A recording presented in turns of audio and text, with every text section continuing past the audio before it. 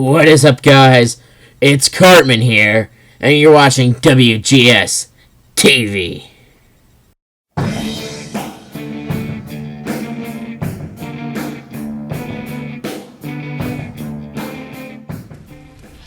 Hello everyone, welcome to another installment of WGS TV right here on youtube.com/WrestleGamer and ZFXTV.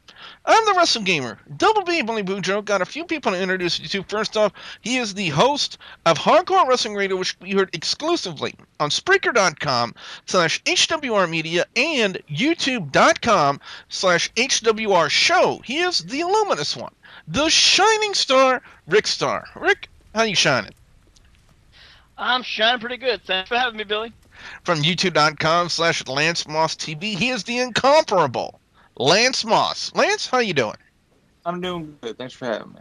We have two of our favorite Insta-Gib game show gurus here. First off, James from the Big Easy is here. James, how you doing?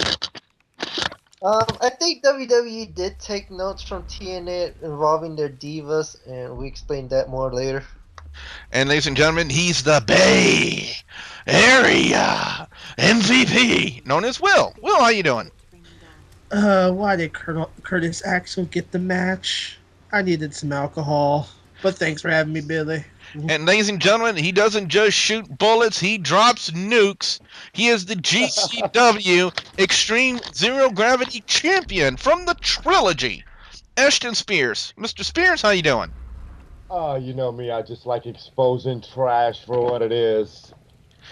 Well, tonight on Monday Night Raw, this is the Monday Night Raw review for the week of June 10th, 2013, and we opened up what was promised from Triple H last week, a match between himself and Curtis Axel. Now, the matchup seems to be going pretty far along the way, and then next thing you know, Vince McMahon's music hits, he comes out and then announces to the ring announcer that your winner via disqualification, Curtis Axel. So apparently Vince McMahon wanted to end the match like that. Then Triple H goes back to the ring announcer and then says, you know what, restart this match. I'm CEO, restart it, and the matchup ends up getting restarted.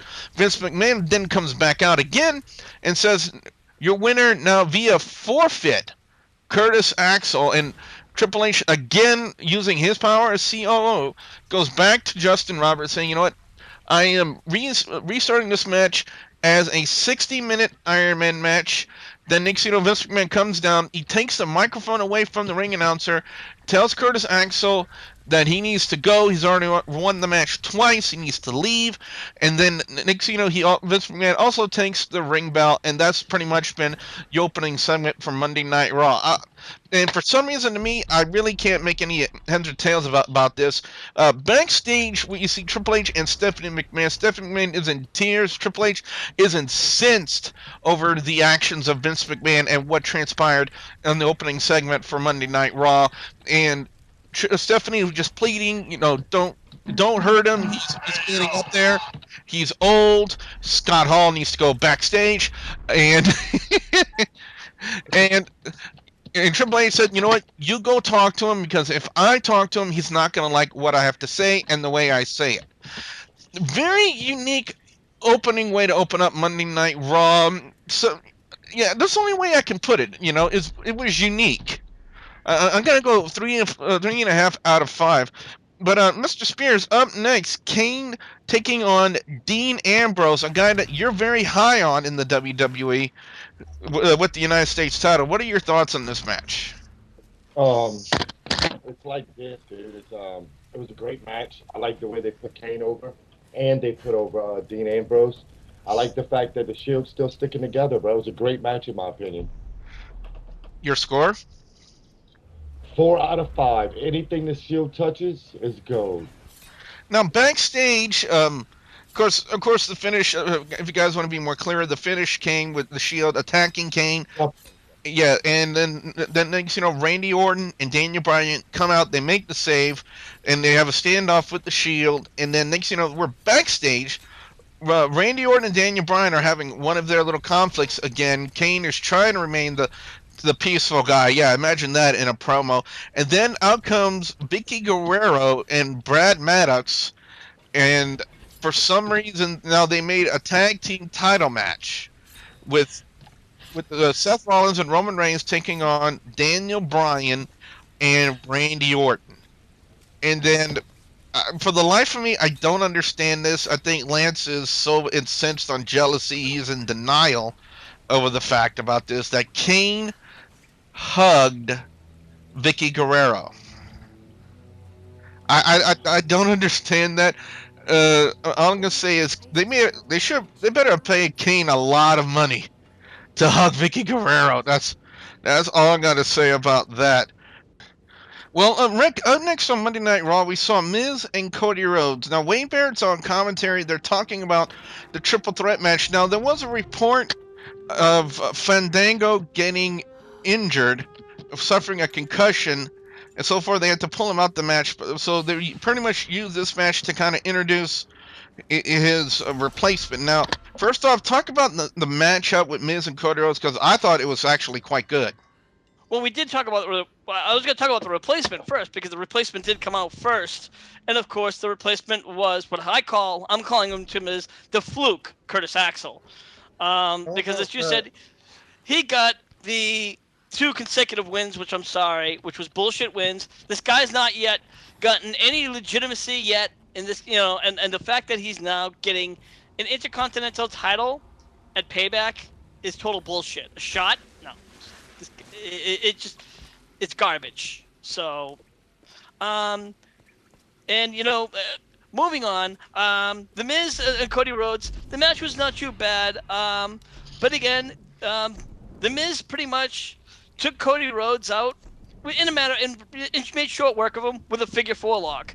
I can't really say anything special about this match. I guess it's just a typical 3 out of 5 match. So it was what it was. Wade Barrett was pretty much doing commentary, and even Wade Barrett was pretty much trash talking Curtis Axel, and you could say it was kayfabed, but kayfabe or not, it was right down. It was pretty much the way you call it. It was bullshit. So. Backstage, Vince McMahon explaining to Stephanie McMahon his actions, his reasonings for doing what he did against Triple H at the opening segment of Monday Night Raw, that it was for the betterment of the business. Triple H needs to think about the business. And then he also said that he was offended that he made his daughter cry, and Stephanie corrected him, saying, you know what, it wasn't him that made me cry, it was you that made me cry, but you need to start thinking about the business. So, yeah, I really don't know where they're going with this. I guess they really just want to use this to turn. If they really want to turn McMahon heel again, I think they're doing the right job for it. But, well, Lance, moving on next, we have Y2J in the ring cutting a promo about CM Punk in his match over at Payback. And then he gets interrupted by the returning Dolph Ziggler. And they had a very interesting promo, did they not? Oh, yes. This is basically how it went down. Basically, Dolph came out, talked about how he was talking about how Y2J was talking about how after he was talking about how Punk and himself made each other better and talking about how they're the best at what they do, then he said that Ziggler was not supposed to be champion. He had to fight and basically bust his butt till they had to force him to he had to force them to be champion. And then basically says you can either, and Jericho actually says, come instead of waiting for Del Rio at Payback to make your first match back, how about you have a warm-up match here on Raw tonight to get some of the rust off? And he says, then Ziggler says, you want a match tonight? You got it, but it's going to be against BigE. Now the match is well put together, I'll say. The winner and Jericho wins after Del Rio comes down, hits Ziggler in the back, which causes BigE to get distracted, and then he ends up eating a code breaker. I'd give it a 4 out of 5. As unexplainable as Teddy Null is in the wrestling industry, James, up next we had Antonio Cesaro and Sin Cara, but we still have yet to find out any idea as to why they had Zeb Coulter out there on commentary. How did you interpret that segment? Just like it's basically a random match. It's just is this Coulter there just to like talk down on like Sin Cara and the immigrants and all that stuff. The match itself, I give it 2.5 out of 5. I wasn't intrigued. And also, your winner of the match, Antonio Cesaro with the neutralizer. I'm gonna bump it up to 3 because Sin Cara Lewis dressed like almost like a giant banana with his ring gear. You know what? I'm going to bump it back down to 2.5 out of 5, Billy, because that match, with the exception of that little cool power bomb that he did, that match kind of outright sucked. He really did, fuck up a few spots. So no, that was a 2.5, Billy. Up next was one of the most scariest segments I have ever seen on Monday Night Raw. Even How more scary scary. is it? It was more scarier than a trilogy promo in GCW. You hear that? More If- scary than that. yes, it Can't be that was. scary. Well, it was a segment where WWE was advertising one of their sponsors. It was Hardy's and Carl's Jr. and it literally showed Vickie Guerrero almost mouth molesting a hamburger with cheese. What? No! That is scary. Oh my eyes. It could have been worse. She could have been mouth molesting Edge. Oh. uh, but anyway, Vince McMahon comes in and kind of corrects her on proper etiquette that she shouldn't eat with her mouth full and she shouldn't even lick her fingers. I don't think anybody should lick her fingers, not even her. But anyway, she starts making comments about the face-to-face segment for Ryback and John Cena and the fact that it could be in danger because of these two want to tear each other apart. Now, to save this main event, what are you save your main event and this segment? What are you going to do? And Brad Maddox, without fucking up his lines for once in his existence in the WWE, says, "Well, why don't we surround the ring with the lumberjacks we're going to have for the first stage of Hell and have them keep each other apart?" And Vince McMahon, I guess, went along with that idea. So, well, up next, earlier in the night we had a big one of those big WWE app polls. Who do you want to see Daniel Bryan face? Would it be Seth Rollins or Roman Reigns? And Rick, I want to ask you this question: judging by the results that you saw, would you say this was more of a WWE poll, or would you say that the fans picked this poll? I'm gonna be honest with you. I kind of would have to say that usually I have to say that the WWE picks the poll, but I wouldn't be surprised if that was the fans picked the poll because that was kind of a 50-50. I myself did pick Rollins because I do believe that Reigns and Rollins do kind of have the better chemistry because they're better sized people. Rollins is Reigns is a bigger framed guy like Kane, so they kind of felt like I'm sorry, not Kane. Orton and Reigns, they felt that they would have had the better ring chemistry. So that's just my thoughts. So. Well, I gotta say the same thing about Daniel Bryan and Seth Rollins. I think those two would have better chemistry, but we'll get to that match when we get to it. But you get the honor of talking about this first matchup with Randy Orton and Roman Reigns, with both Daniel Bryan and Seth Rollins there at ringside. What happened in this match? Well, as Andy would say, it's sloth brains, but this is basically a back and forth match. I mean, one had the entirety of the match, and then Reigns had it. So it's basically a back and forth match, basically. And then, traditional Seth Rollins saves his partner, and then Daniel Bryan comes in, and Orton and Bryan looking at each other like, okay, is this going to be a battle of one-upsmanship here? Because that's what this seemed like during the match, since, that match ended in a no contest, which led into the other match. I will give this one only a 2.5 out of 5 because, I mean, everybody would have seen this coming from left field. I mean, nothing came out of this. It was just back and forth like a seesaw match. Up next, immediately following that, what I consider to be match of the night, the brightest point of Monday Night Raw, and that's Daniel Bryan and Seth Rollins. And Rick, I gotta say to you, man, dude, honestly, to me, they tore the house down in this match. Oh, without a doubt, this probably was the match of the night.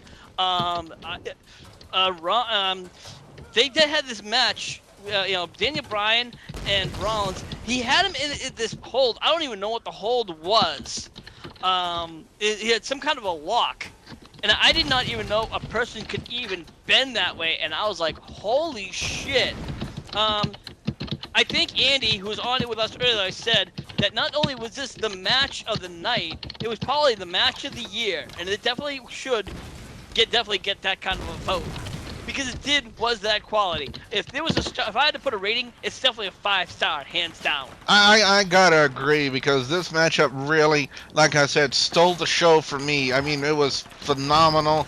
Both guys, which kind of goes to what we were talking about. You were talking about Reigns and Orton having good chemistry because of their body types. Daniel Bryan and Seth Rollins not only exceeds that, but more than qualifies for what you were talking about earlier, Rick, when it comes to having good in-ring chemistry. I'm pretty sure a lot of fans in the back of their minds were thinking, Ring of Honor, Ring of Honor.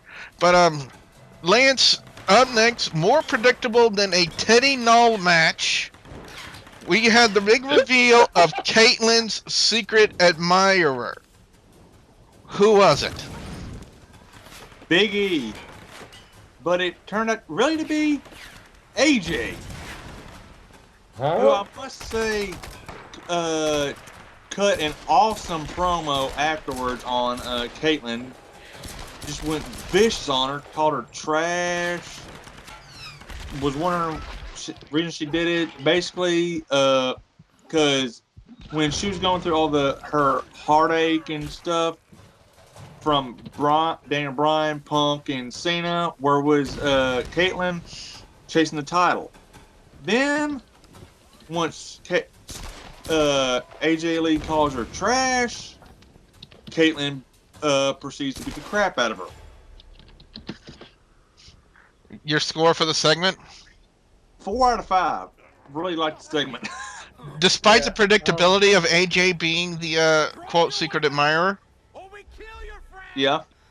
For me, I agree with that. This is predictable, but at the same, because the fact of the matter is, this was setting up to be the match at Payback between AJ and Kaitlyn, because both of AJ had the #1 contendership for like a good month or two. So just the fact that this is how they culminate and how AJ cut the promo, it was a good promo from AJ, and I agree with the rating. I wonder if somewhere there's a mysterious voice finally saying that they're finally gonna have the matchup with AJ and Kaitlyn and possibly put the Divas title on her. As I said, Oh Lord, Uncle Fred is back. as I said, I think this is where WWE did take kind of notes on how the Divas do the mic skills.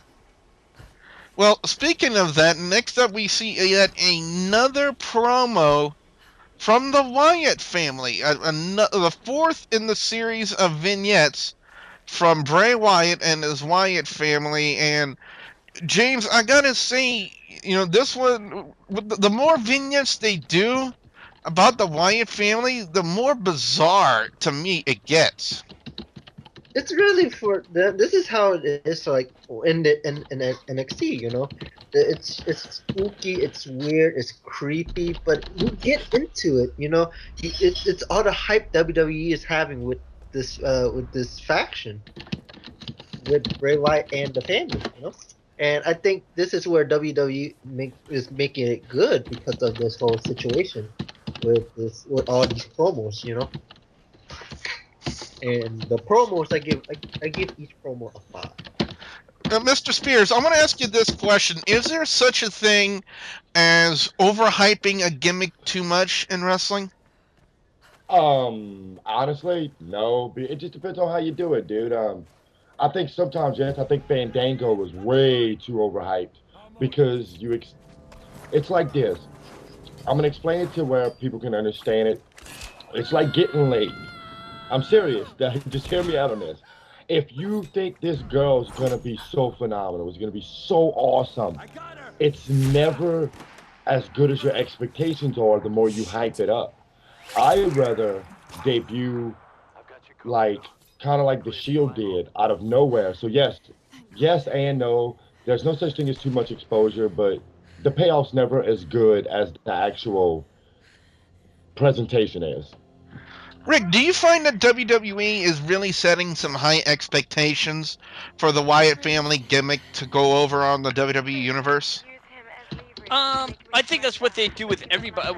Everybody, if you look at Fandango, if you look at Curtis Axel, that's how they kind of push everybody. They always kind of give that first person they first debut that big push, that push out the door. Even the Shield when they first came out, they kind of pushed them out that door, and they have to. If not, they're gonna say, "Oh yeah, hey, by the way, these guys are coming out." You know what I mean? Hmm. That's the concept is to give them that big push. Well, up next we had Damian Sandow taking on R-Truth, but this was really a big setup to put over the fact that at the Payback pre-show, we're going to have Damian Sandow taking on Sheamus. Now, first off, my question to you is: do you feel that the matchup with Sheamus and Damian Sandow should be on the pre-show or on the main card? Main card. I mean, they're not giving this match a lot of credit here. I mean, this is just a battle of a former U.S. champion versus somebody who has yet to get a push for the World Heavyweight Championship. And this is the first time, yes, I'm going to say this, The Miz is not on a pre show. Hooray! But this match should definitely be on the main card. I mean, it looks like a decent match, but why WWE put it there, I don't know.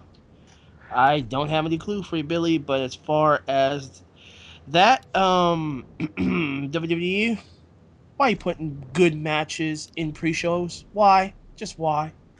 I Now, really don't know. now on the Damian Sandow and R-Truth, did somebody finally get got? Yeah, somebody got all right, and it wasn't who we expected would be. Yes, Sandow won, sadly so. But Sheamus did come out to the ring, hippity blah blah, womp womp womp womp womp womp womp, and yeah, there's just all this hype, and yet it's still a pre-show match, ladies and gentlemen. Why are they doing this? I don't have a clue. But my rating for the match, I'm not really sold that this match was too much, so I'm just gonna give this a far-fetchedly 2.5 out of 5.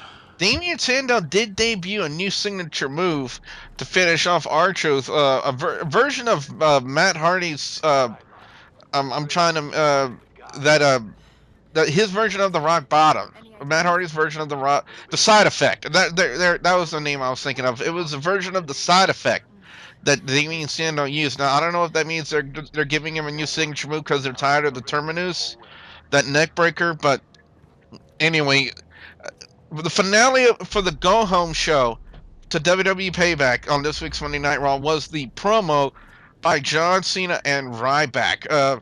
Rick, first off, what were some of your reactions to what they were saying in this promo?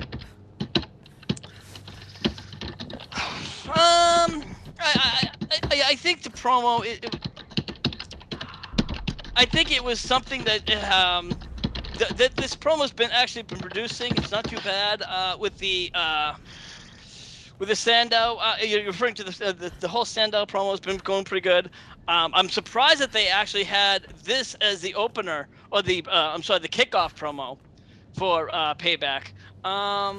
So um, How it's gonna be for Payback? Well, we'll have to see. Yeah, but now we're on to John Cena and Ryback. The Lumberjacks covering the ring to make sure to keep Cena and Ryback from tearing each other apart. Ryback apparently now worshiping Scott Steiner with his new ambulance intro. For those of you who probably wonder how many of them will get that, but anyway, for Ryback not having cut a lot of promo work in the time that he's been in the WWE, Rick, how would you kind of grade him in this finale promo? I think he did a lot better. He has come along as far as his mic skills. I think Cena pretty much shut him down and not only made him look like a heel, it kind of made him look like a bitch to a point. But the lumberjack thing, I didn't really understand the whole concept of them keeping them apart, considering the match is, this Sunday. I mean, come on, you really want to see them go at it. And that's the WWE. They're always, keeping them apart. I mean, is it really because are they that concerned about injuries? I mean, we know that there has been a lot of injuries, but it's just really ridiculous. Well, yeah, it ended up breaking down at that point where the fans, the Lumberjacks, did have to keep them apart. But now I wonder how the mysterious voice would react to some of the names that I'm going to say that I saw down there. I mean, William Regal was down there in his gear. Ted DiBiase was there as well. There was almost just about everybody on the roster, and I'll be honest with you, I did not catch everybody. I just kind of saw like the main people. Yeah, Was but Jack Swagger there? No, Jack Swagger was not there. Thank fucking God. No, Stephanie McMahon tried to get Triple H and Vince McMahon to kind of bury the hatchet, and that was about as likely as of getting Ashton Spears and Teddy Null to bury the hatchet. Not going to happen. But that's pretty much, and they ended up doing a hug it out segment, and honestly, this is something you would see more on the lines from Team Hell No. You're doing the hug out segments and Hug it out. Hug it out. which is what I had to do to get rid of that kink in my back. But anyway, as I digress, overall score for the Go Home show for Payback on Monday Night Raw, that's getting at a 4 out of 5 from me. I really still don't understand the opening with Curtis Axel and Triple H, but as the story progressed through the night, it kind of made sense. Kane and Dean Ambrose, it was okay. It was one thing I will say about this: when they brought Randy Orton and Daniel Bryan out, they were kind of trying to pass off a name for this tag team, and the name they were trying to pass off is RK No. Very quickly, I want to go to each one of you guys. Do you guys give it a thumbs up or a thumbs down for RK No for Daniel Bryan and Randy Orton? Rick, I want to start with you. Thumbs up or thumbs down on it? I would give it a thumbs up for a temporary thing, but I wouldn't want to give it a long term because I think the idea is that for Daniel Bryan was to get a push, and the rumor was for Randy Orton to get go for a heel turn. But I think it's gonna work. I think the idea is for them to get to get some kind of a. We'll see. The WWE's gonna do what they're gonna do. So time will tell. Lance, thumbs up or thumbs down on RK No? Down. James? Just like Rick, it's temporary thumbs up, but I don't see them like. I think Orton may turn heel at Payback. Yes, we will be doing a predictions video on that as well. Mr. Spears, what do you think about that for a team name for Daniel Bryan and Randy Orton? Team Arcade No. It's cool, but I mean, why do it? I mean, they're two great singles wrestlers. Bryan's over. Why do it? So, Bryan Danielson will turn heel. Watch. Will? Yep. Will? What about you? Do I go with no or hell no? But then again, I do see a little bit of hope, but it's not gonna last, so thumbs down. I wonder if our mysterious voice would give it a thumbs up or a thumbs down for Team RK No. They should be called That Beard Is Made Out of Marijuana. Anyway, The Miz defeating Cody Rhodes and them getting the big announcement. Oh, I'll say big announcement. The announcement that Curtis Axel's Fandango's replacement. To me, the way they put a little bit of hype on that and what they've been doing with Curtis Axel, it's kind of leading me to believe that they're going to put the Intercontinental title on Curtis Axel. But I'll talk more about that on a predictions video later to come. Y2J defeating Biggie Langston. But I thought it was a very good match. Again, Y2J always great on the microphone, always great in a promo. Antonio Cesaro and Sin Cara with Zeb Coulter on commentary. I'm still trying to wrap my brain around that one. I am never going to Hardee's or Carl Jr.'s ever in my life because every time I look at one of their burgers, I'll just think about Vickie Guerrero molesting that poor, helpless hamburger that had, it was just minding its own business, and then there Vickie Guerrero goes molesting it more than Teddy Nall does the wrestling industry. So, Oh my God. but Randy Orton and Roman Reigns, it was kind of a typical no contest. But Daniel Bryan and Seth Rollins, without a doubt, stole the show on this week's Monday Night Raw. And then Kaitlyn's secret admirer, guys, we did a video about 3 or 4 weeks ago.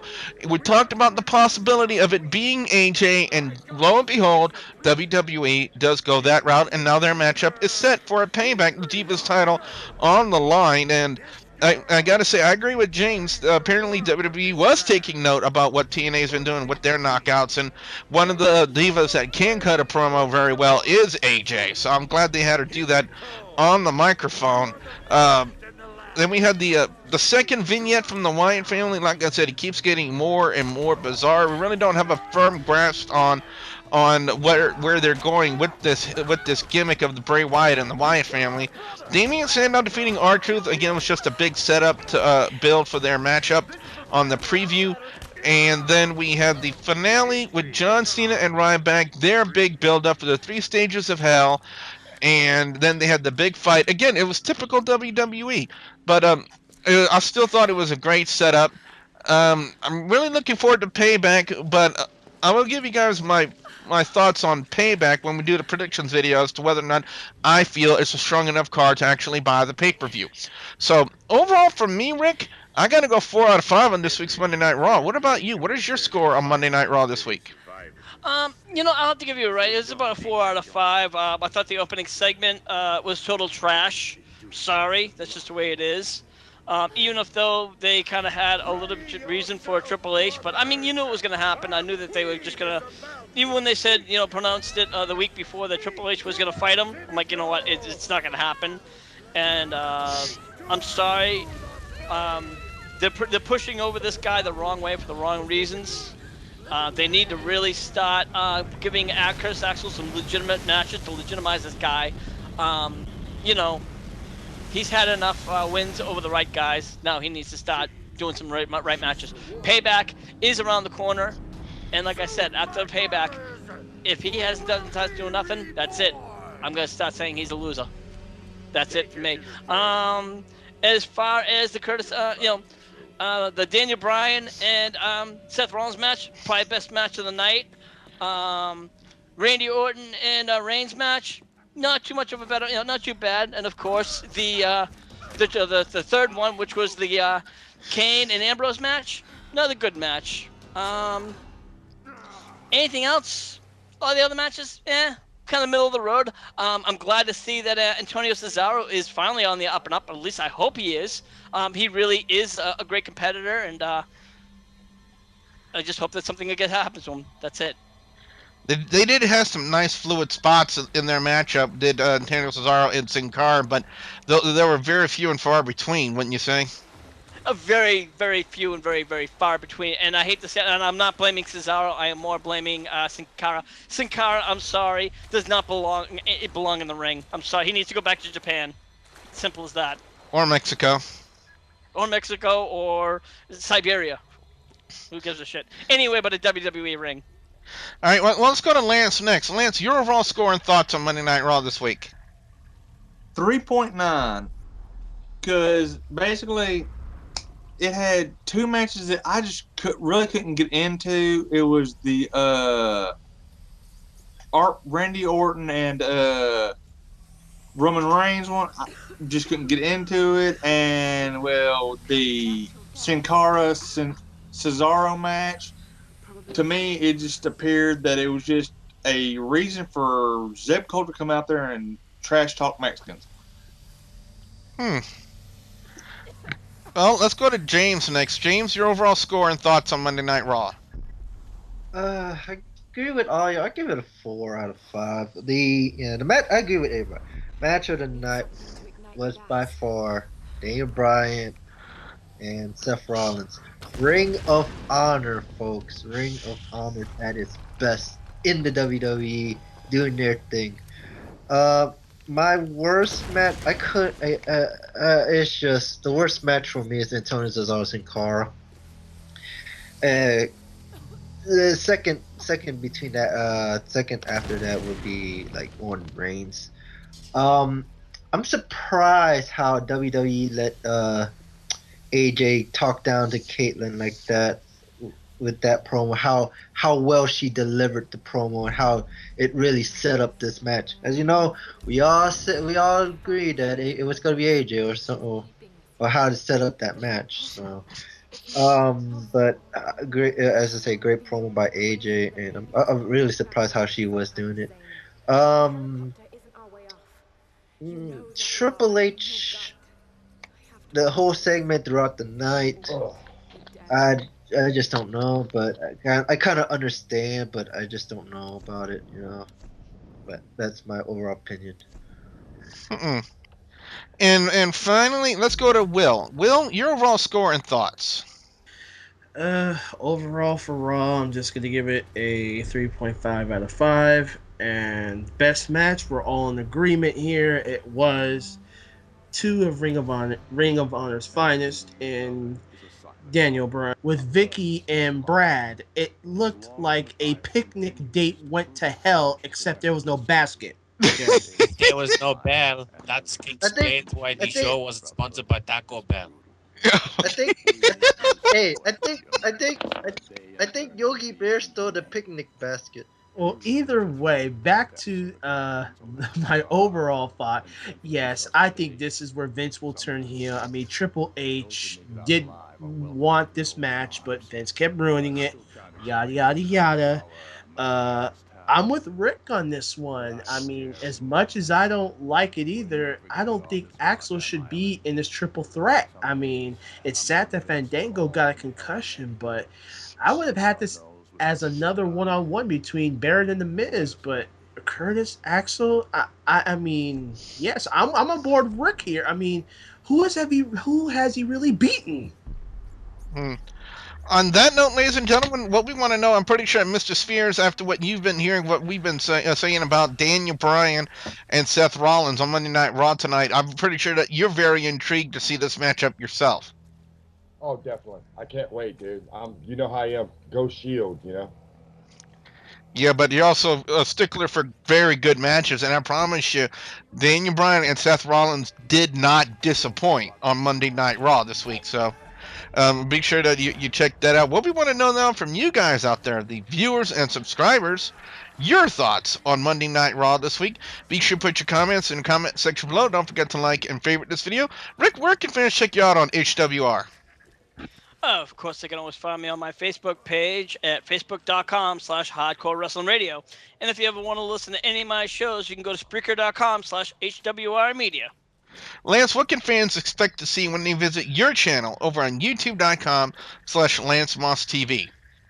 Wrestling reviews, music album reviews, and NASCAR reviews, and whatever else pops into my head.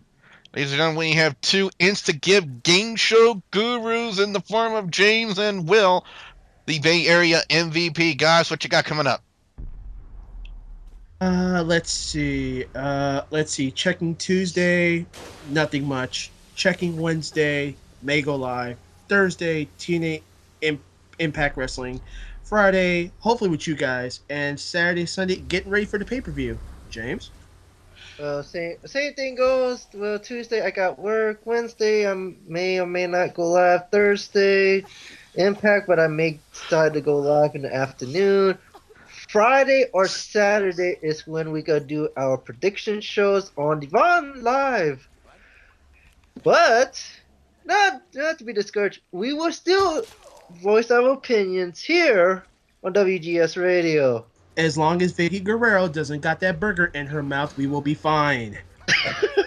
That's WGS TV, James. I'm sorry. I know I've been here so long. Okay, radio, What TV. if she's got the taco in her mouth? Oh God, Ashton Spears, the GCW Extreme Zero Gravity Champion, the Messiah of the Mat, your personal wrestling Jesus of the trilogy. Mr. Spears, where can fans check out more of the trilogy online? Of course, as always, you can go to the Trilogy Facebook page. You can also look up Lucas Spielberg, Trucker Jones on Facebook. I'm way too controversial for Facebook, so I have a YouTube channel where I shoot on pretty much everybody I hate, like FTW and Teddy now. But hey, check it out, the Ashton Spears YouTube page, and of course, Lucas Spielberg YouTube page.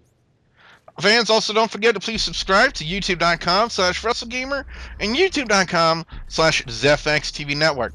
So for the luminous one, the shining star, Rick Starr, the incomparable Lance Moss of Lance Moss TV, our two instant game show gurus, James and the Big Easy, and the Bay Area MVP, known as Will, and our friend, the GCW Extreme Zero Gravity Champion, Ashton Spears from the trilogy. I'm the Wrestle Gamer, Double B Billy Boudreaux, saying thank you very much for watching. We also like to remind everyone that Gulf Coast Wrestling presents the Rock in the House weekend with our very special guests Ricky Morton and Robert Gibson of the Rock and Roll Express. Friday, June 28th at the Station Bar and Grill in Broussard, Louisiana. Saturday, June 29th at the KC Hall in Plaquemine, Louisiana. And Sunday, June 30th at the American Legion Hall in Abbeville, Louisiana. For more information, please call 337-251-0546, except if you're Teddy Null, and visit gcw-gulfcoastwrestling.com. By the way, guys, there was actually a dark match tonight between Curtis Axel and Drake. The winner, by nobody giving a shit about Drake, Curtis Axel.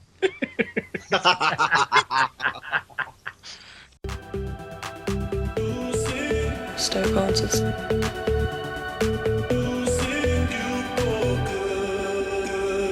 Stoke answers. Stoke answers. Stoke answers. Spiritual meaning. Stoke answers. Stoke answers. I'm Haley Ringrose.